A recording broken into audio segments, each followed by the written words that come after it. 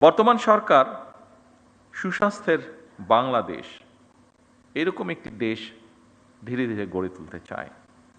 জাতীয় নির্বাচনের আগে আমরা জনগণের কাছে স্বাস্থ্যনীতির রূপরেখা তুলে ধরেছিলাম।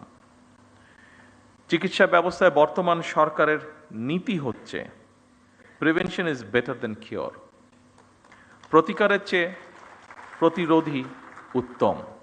নিশ্চয়ই আপনাদের অভিজ্ঞতার আলোকেও এ কথাটি আপনারা বলবেন। আমরা যদি রোগের শুরুতেই রোগ প্রতিরোধের ব্যবস্থা নিতে পারি, তাহলে রোগের বিস্তার মোকাবেলা অনেক বেটারভাবে সম্ভব। আমাদের এই নীতি বাস্তবায়নে উপজেলা স্বাস্থ্য ও পরিবার কল্যাণ কর্মকর্তাদের ভূমিকা, অর্থাৎ আপনাদের ভূমিকা অনস্বীকারযোগ্য। দুঃখজনক হলেও সত্য, বর্তমানে বিশেষজ্ঞ চিকিৎসক, বিশেষায়িত হাসপাতাল অথবা উন্নত ল্যাব প্রায় সব কিছুই শহর কেন্দ্রিক, কিংবা আরও সুনির্দিষ্টভাবে যদি আমরা বলতে চাই তাহলে অবশ্যই রাজধানী ঢাকা কেন্দ্রিক। এরকম বাস্তবতা থেকে বেরিয়ে এসে যদি আমরা জেলা উপজেলা ভিত্তিক হাসপাতাল কিংবা ক্লিনিকগুলোর মাধ্যমে উন্নত চিকিৎসা সেবা নিশ্চিত করতে পারি বা চাই, তাহলে বিশেষজ্ঞ চিকিৎসকগণ যেন জেলা উপজেলায় চিকিৎসা সেবা দিতে স্বাচ্ছন্দ্য করবেন। অপরদিকে রোগীদেরকে শারীরিক এবং আর্থিকভাবে আরও কষ্ট করে ঢাকামুখী হতে হবে না। শহর এবং গ্রামাঞ্চলে স্বাস্থ্যসেবা প্রাপ্তির ক্ষেত্রে বৈষম্য দূর করা বর্তমান সরকারের অন্যতম একটি প্রায়োরিটি। বৈষম্য দূর করে স্বাস্থ্য সেবার বিকেন্দ্রীকরণের লক্ষ্যে আমরা ইতিমধ্যেই পদক্ষেপ গ্রহণ এবং বাস্তবায়নের কাজও ধীরে ধীরে শুরু করেছি। যদিও এটি আমরা সকলেই বুঝি, এই কাজটি 1 মাস কিংবা 1 বছরেই বাস্তবায়ন করা সম্ভব নয়। সম্মানিত সকল উপস্থিতবৃন্দ, বিভিন্ন পরিসংখ্যান এবং স্বাস্থ্য বিশেষজ্ঞগণ বলেন যে দেশের মোট মৃত্যুর 71% অসংক্রামক রোগের কারণে হয়ে থাকে। সংক্রামক রোগ প্রতিরোধে উপযুক্ত সচেতনতা সৃষ্টি করার পাশাপাশি অসংক্রামক রোগ প্রতিরোধ এবং নিয়ন্ত্রণে ইতিমধ্যে প্রণীত যৌথ ঘোষণা বাস্তবায়নের কাজ শুরু হয়েছে। সাম্প্রতিক বছরগুলোতে পরিবেশগত বিপর্যয় এবং জলবায়ু পরিবর্তনের অভিঘাতের কারণে সংক্রামক রোগের পাশাপাশি অসংক্রামক রোগ যেমন শ্বাসকষ্ট, স্ট্রোক, হৃদরোগ ইত্যাদি স্বাস্থ্য ব্যবস্থাপনার উপরেও নিত্য নতুন চ্যালেঞ্জ সৃষ্টি করছে। এবং এসব কারণেই উপজেলা পর্যায়ে গুরুত্ব সহকারে ডায়াবেটিস এবং উচ্চ রক্তচাপের মতন অসংক্রামক রোগের স্ক্রিনিংও নিয়মিত করা প্রয়োজন। উপস্থিতিবৃন্দ, জীবনযাপনের ধরন পরিবর্তন করার ব্যাপারেও জনগণের মধ্যে অবশ্যই সচেতনতা তৈরি করাটা অত্যন্ত জরুরি, যা আপনাদের মাধ্যমে করাটা অনেক সহজ।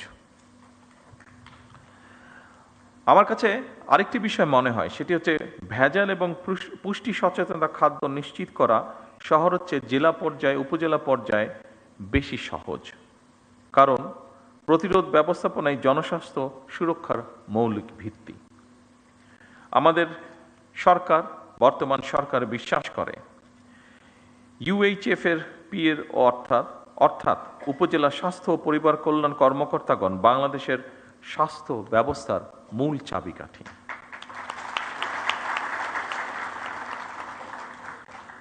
মানসম্মত চিকিৎসা ব্যবস্থা বা চিকিৎসা সেবা সাধারণ মানুষের দৌড়গড়ে পৌঁছে দেওয়ার কর্মযজ্ঞে উপজেলা স্বাস্থ্য কর্মকর্তা এবং সদস্যগণ প্রথম সারির যোদ্ধা। হেলথ কেয়ার ম্যানেজমেন্ট এবং হেলথ কেয়ার অ্যাডমিনিস্ট্রেটিভ ম্যানেজমেন্টের একটি অপরটির সঙ্গে অঙ্গাঙ্গিভাবে জড়িত। একজন উপজেলা স্বাস্থ্য ও পরিবার পরিকল্পনা কর্মকর্তাকে নিজ নিজ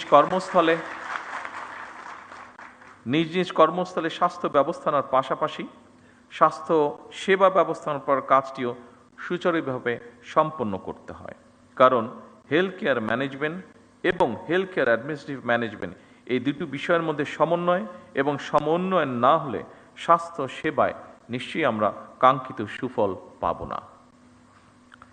স্বাস্থ্য খাতে ওষুধ শিল্প, চিকিৎসা সামগ্রী, স্বাস্থ্য সেবা মডার্ন হেলথ টেকনোলজি এবং মেডিকেল বায়োটেকনোলজির মতন অনেকগুলো দিক রয়েছে। সেজন্যই দেশের স্বাস্থ্য খাত নিয়ে বিএনপি সরকারের বিস্তারিত পরিকল্পনাও রয়েছে। এরই অংশ হিসেবে বর্তমান সরকার ক্রমান্বয়ে স্বাস্থ্য খাতে জিডিপির 5% বরাদ্দ দেওয়ার পরিকল্পনা গ্রহণ করেছে। উপস্থিতিবৃন্দ, আমি কিন্তু একটি কথা বলেছি ক্রমান্বয়, একবারে এটি সম্ভব না আমাদের পক্ষে, আমরা ক্রমান্বয় করব। প্রসঙ্গক্রমে আমেরিকার একজন বিখ্যাত পুষ্টিবিদ জ্যাক লায়ন, তার একটি কথা এখানে আমি উল্লেখ করতে চাই। তিনি বলেছিলেন, আজকের স্বাস্থ্য সেবা ভবিষ্যতের বিনিয়োগ। এ কারণেই যুক্তরাজ্যের ন্যাশনাল হেলথ সার্ভিস NHS এর জেনারেল প্র্যাকটিশিয়ান জিপির আদলে প্রতিটি উপজেলা এবং পর্যায়ক্রমে প্রতিটি ইউনিয়নে একটি করে প্রাথমিক স্বাস্থ্য সেবা ইউনিট স্থাপন করা যায় কিনা সেটি আমাদের চিন্তাভাবনার মধ্যে রয়েছে।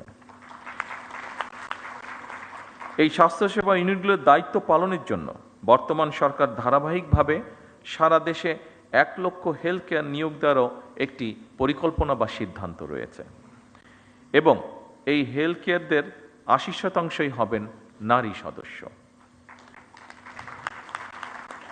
হেলথ কেয়ারগণ মানুষের দোরগোড়ায় গিয়ে জনগণকে প্রাথমিক হেলথ কেয়ার দেওয়ার পাশাপাশি স্বাস্থ্য বিষয়ক প্রয়োজনীয় পরামর্শগুলো তাদেরকে দেবেন। উপস্থিত উপজেলা স্বাস্থ্য ও পরিবার কল্যাণ কর্মকর্তাবৃন্দ, ভবিষ্যতের স্বার্থে যে কোনো মূল্যে আমাদেরকে মা ও শিশুর পূর্ণাঙ্গ স্বাস্থ্যসেবা নিশ্চিত করা অত্যন্ত জরুরি। সকল উপজেলা স্বাস্থ্য কমপ্লেক্সগুলোকে পরিপূর্ণ মাতৃকালীন সেবা, নিরাপদ সন্তান প্রসব, নবজাতক এবং শিশু স্বাস্থ্যসেবার নিরাপদ স্থানে পরিণত করা প্রয়োজন। সারা দেশে শিশুদেরকে হামের টিকা না দেওয়ার ফলে বিগত ইমিডিয়েট 2টি সরকারের জীবন বিনাশী ব্যর্থতা মনে হয় ক্ষমাহীন অপরাধ। ভবিষ্যতে আর কখনোই যাতে এ ধরনের ঘটনার পুনরাবৃত্তি না হয়, বর্তমান সরকার সারা দেশে জরুরি ভিত্তিতে হামের টিকা দিয়ে তড়িৎ ব্যবস্থা নেওয়ায় আল্লাহর রহমতে পরিস্থিতি অবনতি কিছুটা রোধ করা সম্ভব হয়েছে এবং আমরা দৃঢ়ভাবে বিশ্বাস করি আপনাদের ঐকান্তিক প্রচেষ্টার ফলে এটিকে আমরা রোধ করে নিয়ে আসতে সক্ষম হব ইনশাআল্লাহ। এবং এই জন্য আমরা যেই রোধটি করতে পেরেছি, হঠাৎই সমস্যাটি থেকে শিশুদেরকে রক্ষা করতে পেরেছি, এই জন্য আমি সারা দেশের সকল চিকিৎসক এবং স্বাস্থ্যকর্মী সহ আপনাদের সকলকে সরকারের পক্ষ থেকে আন্তরিক ধন্যবাদ জানাতে চাই। যারা তাদের প্রিয় সন্তানদেরকে হারিয়েছেন, সেই সকল পিতা মাতা এবং স্বজনদের কাছে আমি ব্যক্তিগতভাবে আন্তরিকভাবে দুঃখ প্রকাশ করছি। দেশের প্রতিটি হাসপাতাল ও স্বাস্থ্য কেন্দ্রকে জবাবদিহিতার আওতায় এনে নাগরিক স্বাস্থ্যসেবা নিশ্চিত করা মনে হয় এখন সময়ের একটি দাবি। আমাদের অবশ্যই মনে রাখা প্রয়োজন, স্বাস্থ্য এবং চিকিৎসা সেবা নিশ্চিত করা এটি নাগরিকদের প্রতি রাষ্ট্রের করুণা নয়, বরং সুচিকিৎসা নিশ্চিত করা রাষ্ট্রের কর্তব্য। সুচিকিৎসা পাওয়া নাগরিকদের মৌলিক অধিকার। সুধীবৃন্দ, বর্তমানে সরকার শীঘ্রই একটি সমন্বিত হেলথ কার্ড চালু করতে পরিকল্পনা গ্রহণ করেছে, যার মাধ্যমে দেশের প্রতিটি নাগরিকের স্বাস্থ্য তথ্য ডিজিটালি সংরক্ষিত থাকবে। এতে যে কোনো নাগরিক প্রয়োজনে দেশের যে কোনো হাসপাতালে সহজেই চিকিৎসা সেবা গ্রহণ করতে পারবেন। এর পাশাপাশি বর্তমান সরকার ধাপে ধাপে একটি জাতীয় স্বাস্থ্য বীমা চালু করার পরিকল্পনা বা চিন্তাভাবনাও করছে, যাতে করে নাগরিক চিকিৎসা ব্যয়ের কারণে যে কোনো নাগরিক চিকিৎসা ব্যয়ের কারণে আর্থিকভাবে ক্ষতিগ্রস্ত না হন। আমাদের লক্ষ্য উপজেলা স্বাস্থ্য কমপ্লেক্সগুলোকে আরও উন্নত করা, প্রয়োজনীয় জনবল নিশ্চিত করা এবং প্রযুক্তির মাধ্যমে স্বাস্থ্যসেবা আরও সহজ ও কার্যকর করা। সম্মানিত সকল উপস্থিতিবৃন্দ, চিকিৎসকবৃন্দ, নাগরিকদের সুচিকিৎসা নিশ্চিত করতে হলে চিকিৎসক এবং স্বাস্থ্যকর্মীদের আবাসন, নিরাপত্তা, মর্যাদা এবং জীবন মান উন্নয়ন নিশ্চিত করার বিষয়টি সম্পর্কেও সরকার অবশ্যই ওয়াকিবহাল। এ ব্যাপারে সরকার সাধ্য মতন যথাযথ পদক্ষেপ গ্রহণে বদ্ধপরিকর। এই সম্মেলনের মাধ্যমে আমি একটি কথা আপনাদের সামনে তুলে ধরতে চাই।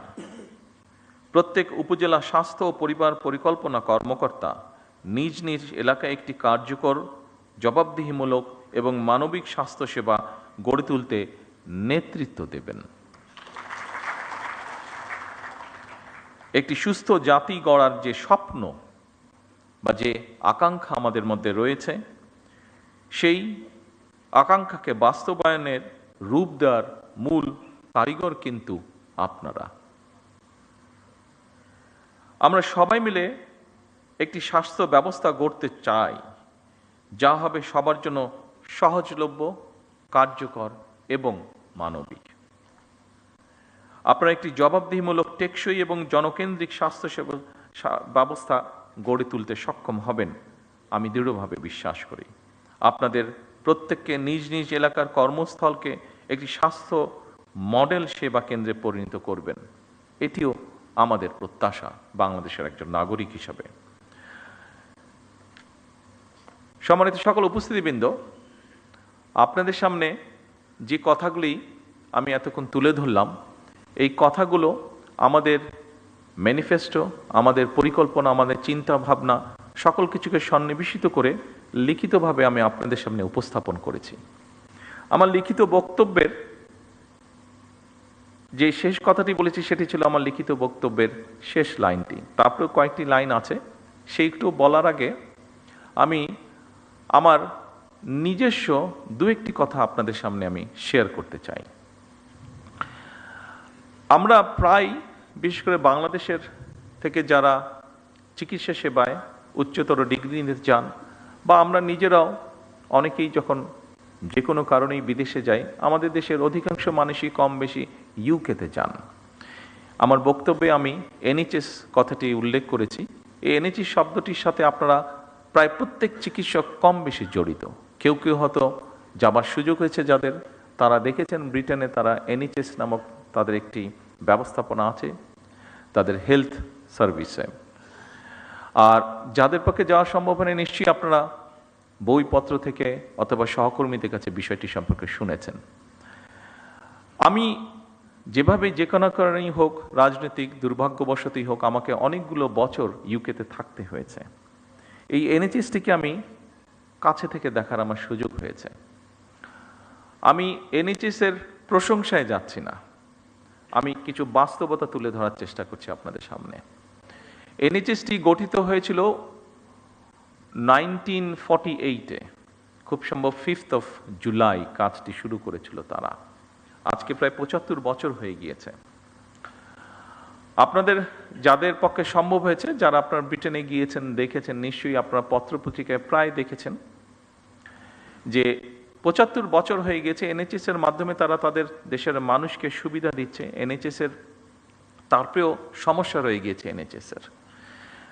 অবশ্যই ব্রিটেন আমাদের থেকে অনেক ধনী একটি রাষ্ট্র। সেই ধনী রাষ্ট্র তাদের এই মুহূর্তে জনসংখ্যা খুব সম্ভব যতটুকু আমার ধারণা আছে 7 কোটির মতন।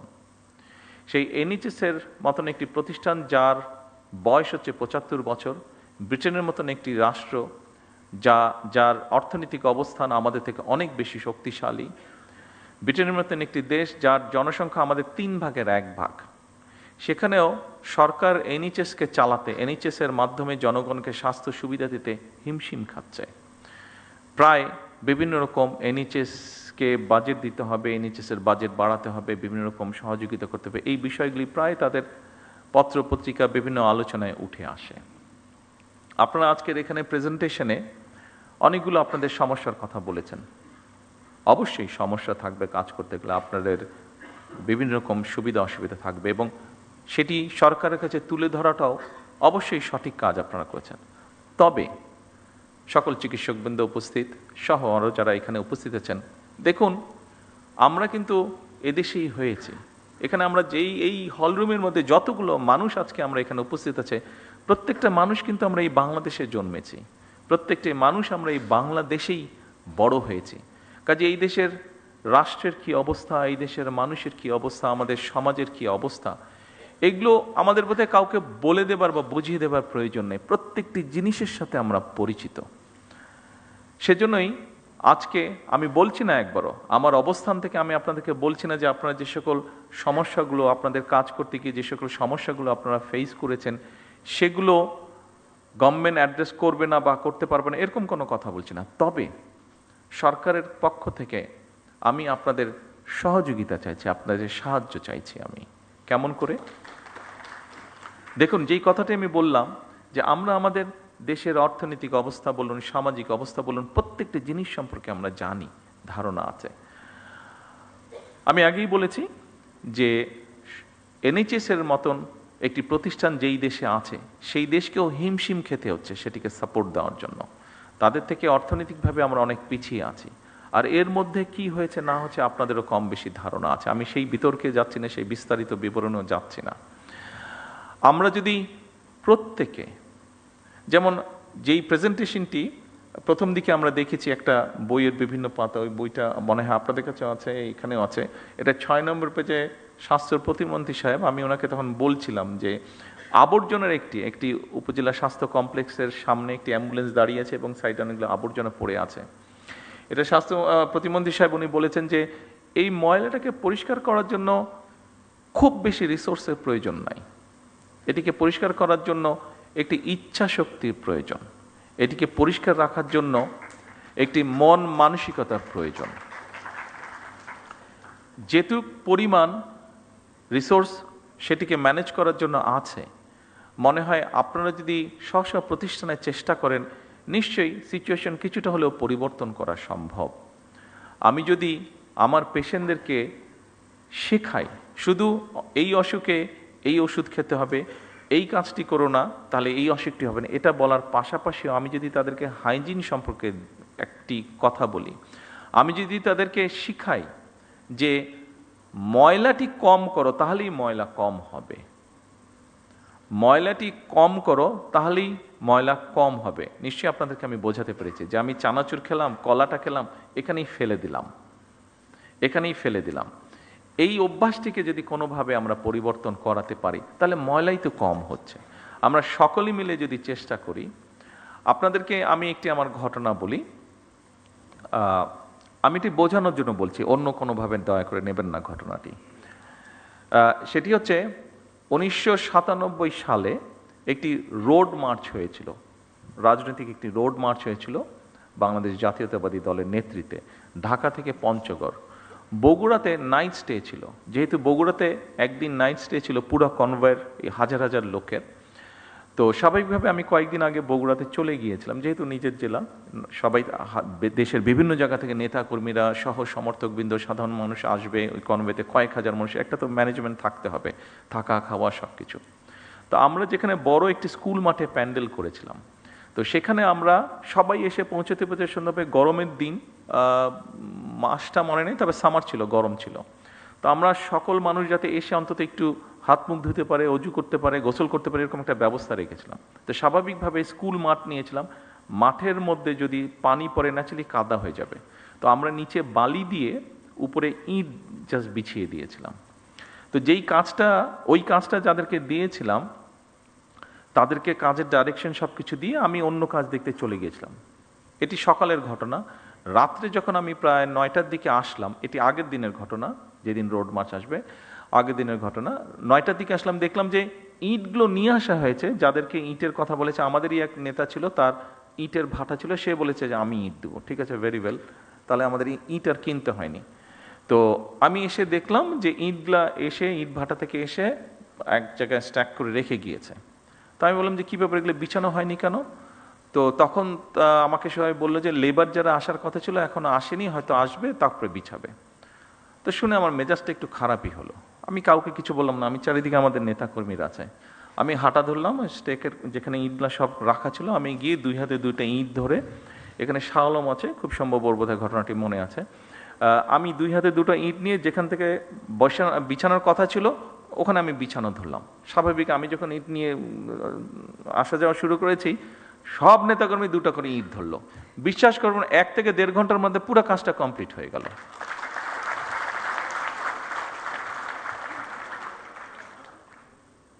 আপনারা যে যেখানে কাজ করছেন আপনারা সেখানকার নেতৃত্ব, আমি আমার বক্তব্যে বলেছি, কাজে আপনাদের উপরে অনেক কিছু নির্ভর করছে।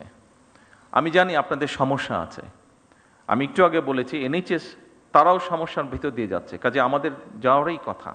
তাদের অর্থনৈতিক অবস্থা অনেক শক্তিশালী, কিন্তু আপনারা যদি, এটি আপনার প্রতিষ্ঠান, ওখানে আপনি নেতৃত্ব দিচ্ছেন, আপনি যদি চান 100% সম্ভব না, বাট অনেক সমস্যার সমাধান করা কিন্তু সম্ভব।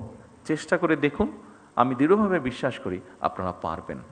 আপনারা পারবেন বলেই কিন্তু আপনাদের কাছে এই প্রত্যাশাটা করছি। সরকার একা কিছু পারবে না। সরকারকে যদি আপনারা সহযোগিতা করুন, সহযোগিতা আপনারা করেন, আমাদের প্রত্যেককে এগিয়ে আসতে হবে। দেখুন আজকে ছুটির দিন, আমারও ইচ্ছা করে যে স্বাভাবিক আমার পরিবারের সাথে একটু সময় দিই। গতকাল শুক্রবার ছিল, গতকালকেও রাত্রি 12:30 আমি বাসায় ফিরেছি বিভিন্ন কর্মসূচি সেরে। আজকেও আপনাদের এখানে এসেছে, আজকেও আমার বাসায় ফিরতে ফিরতে ওরকমই হবে যতটুকু যেগুলো প্রোগ্রাম আছে। ফলে আজকেও ছুটির দিনেও আমি আমার পরিবারের সাথে থাকতে পারিনি। একই অবস্থা আপনাদের। কিন্তু যে কথাটি আমি বলতে চাচ্ছি, দেশটি তো আমাদের সবার, দেশটি আমাদের সবার। আমরা সকলে মিলে যদি চেষ্টা করি একটু একটু করে, আমি বলছি না যে আপনারা সবাই একজনই সব করে ফেলবেন, কিন্তু সবাই যদি একটু একটু করে আমরা করি, একটু তো পরিবর্তন নিশ্চয়ই হবে। কেন হবে না? অবশ্যই হতে হবে। অন্য দেশের মানুষ যদি পারে, আমরাও পারবো। আমি সংক্ষিপ্ত একটি ঘটনা বলে, এই ঘটনাটি 2 দিন আগের ঘটনা, সংক্ষিপ্ত একটা ঘটনা বলে আমার বক্তব্য শেষ করব, কারণ সময় চলে যাচ্ছে, আপনাদেরও কাজ আছে, যেতে হবে।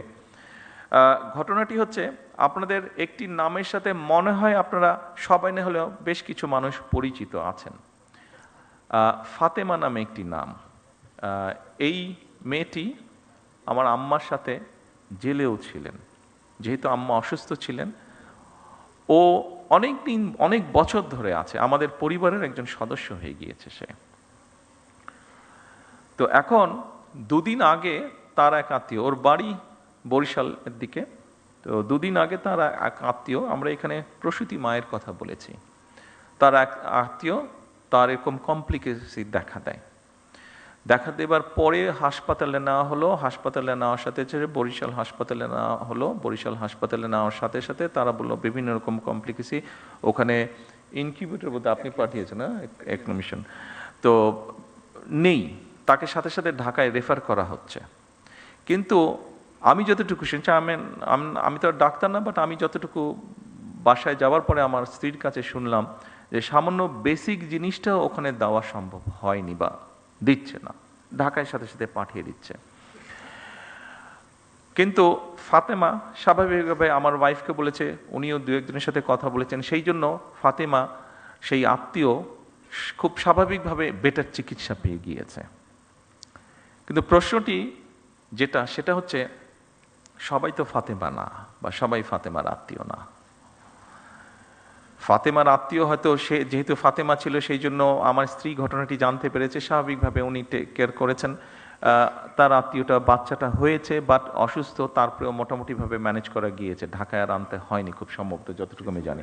আর সামহাও মিনিস্টার সাহেবও জানার পরে উনিও কিছুটা ইন্টারফেয়ার করেছেন, ফলে এখান থেকে সাথে সাথে একটা মেশিন বোধহয় ছিল না, মেশিনটা বোধহয় পাঠানো হয়েছে, ফলে ওর আত্মীয়র বদলতে অনেকগুলো শিশু এখন সেই সুবিধাটা পাবে, অনেকগুলো শিশু সেই কষ্ট থেকে বা সেই সমস্যা থেকে, সেই বিপদ থেকে বেঁচে যাবে। কিন্তু যেই কথাটা আমি বলতে চাইছি, ওখানে যারা দায়িত্বরত ছিলেন তারা যদি আরও একটু যত্নশীল হতেন, তারা যদি আরও একটু কেয়ারফুল হতেন, তাহলে হয়তো অনেকগুলো সমস্যাকে এড়ানো যেত, সব না হলে অনেকগুলো সমস্যাকে এড়ানো যেত। আপনাদের কাছে আমার অনুরোধ থাকবে, এই দেশের একজন নাগরিক হিসাবে আমাদেরকে সাহায্য করুন, সরকারকে সাহায্য করুন, যেন আমরা কাউকে ফাতেমার আত্মীয় হওয়ার প্রয়োজন হবে না। যে কোনো মানুষ যাতে মিনিমাম হলেও চিকিৎসা সুবিধা দিতে পারেন। আর আপনাদের যে সমস্যাগুলো আছে, আপনাদের কাজ করতে গিয়ে যে সমস্যাগুলো আছে আপনারা এখানে উল্লেখ করেছেন, সেই সমস্যাগুলো একবারে আমাদের পক্ষে সমাধান করা সম্ভব না, এটি আপনারাও বুঝতে পারেন। তবে প্রথম যেই সমস্যাটির আপনারা কথা বলেছেন, নিরাপত্তা আপনাদের একটি বিষয়, যেটাতে প্রথমেই আপনারা হাততালি দিয়েছেন, আমি জিজ্ঞেস করলাম যে ওটাতে আপনারা হাততালি দেন, খুব সম্ভবত 3 নম্বর পয়েন্ট ছিল বোধহয় ওটা। এই 3 নম্বর পয়েন্টটি, এখানে স্বরাষ্ট্রমন্ত্রী সাহেব আছেন, ওনার সাথে আমি আজ না হয় কালকেই স্বাস্থ্যমন্ত্রীকে নিয়ে, প্রতিমন্ত্রীকে নিয়ে এবং সেক্রেটারি সাহেবকে নিয়ে ইমিডিয়েটলি আমি স্বরাষ্ট্রমন্ত্রী সাহেবের সাথে বিষয়টি আলাপ করব। কারণ স্বভাবতই আমি যদি আমার নিরাপত্তা নিয়ে চিন্তিত থাকি, অন্য কোনো কাজে আমি কনসেন্ট্রেট করতে পারবো না। সেই জন্য আমরা সরকারের পক্ষ থেকে চেষ্টা করব এই বিষয়টি কিভাবে ইমিডিয়েটলি অ্যাড্রেস করা যায়। বাকি সমস্যাগুলো ইনশাল্লাহ পর্যায়ক্রমিকভাবে, একটি দুঃখজনক দুর্ঘটনা ঘটেছে সেটি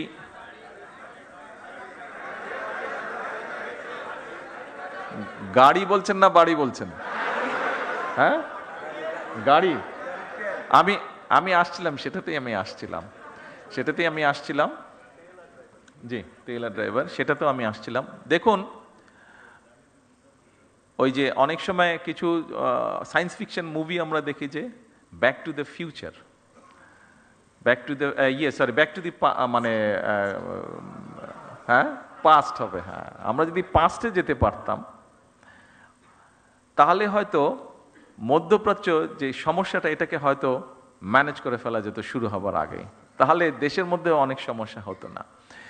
তেলের যেই কিছু কিছু ক্ষেত্রে বিভিন্নভাবে কিছু অসুবিধা হচ্ছে, যেটি আপনারা বলেছেন, অবশ্যই ইট ইজ নিডেড। একটু সময় দিন আমাদেরকে। আমরা যেহেতু পিছন তো যেতে পারবো না, সামনে পিছনে যেই সমস্যাটা তৈরি হয়েছে এটার জন্য আরও সমস্যা তৈরি হয়েছে। আমাদেরকে অতিরিক্ত অনেক বেশি দাম দিয়ে দেশের মানুষ যাতে স্বাভাবিকভাবে সব কিছু রাখতে পারে, আমাদের যেরকম ভর্তুকির পরিমাণ বাড়াতে হয়েছে জ্বালানিতে, একইভাবে ইন্টারন্যাশনাল মার্কেট থেকে $2 বিলিয়নেরও বেশি ডলার দিয়ে আমাদেরকে ইমিডিয়েট তেল ক্রয় করতে হয়েছে। তার ফলে সরকারের বা জনগণের অনেকগুলো অর্থ খরচ হয়ে গিয়েছে। আমরা চেষ্টা করব যত দ্রুত সম্ভব, ড্রাইভারই হোক অথবা গাড়ির তেলের ব্যবস্থাটি হোক, আমরা করার চেষ্টা করব। একটু সময় দিতে হবে আমাদেরকে, একটু সময় লাগবে, পুরো জিনিসটা ম্যানেজ করার জন্য একটু সময় লাগবে। আপনারা একটু ধৈর্য ধরেন, ইনশাল্লাহ বাকিগুলো ধীরে ধীরে আমরা করব। তবে নিরাপত্তার বিষয়টি আমরা ইনশাল্লাহ ইমিডিয়েটলি দেখব। সকল চিকিৎসকবৃন্দ, বক্তব্য শেষ করার আগে দিয়ে আবারও আমি আপনাদের কাছে সহযোগিতা চেয়ে যাচ্ছি। সরকারকে দয়া করে, সরকারকে বাদ দেন, আপনি মানুষকে সহায়তা করুন, মানুষকে সহযোগিতা করুন, মানুষকে হেল্প করুন। কারণ সে আপনারই কেউ না কেউ, সে আপনারই একজন, সে আপনার এই সমাজের একজন সদস্য, সে আপনার এই দেশের একজন নাগরিক।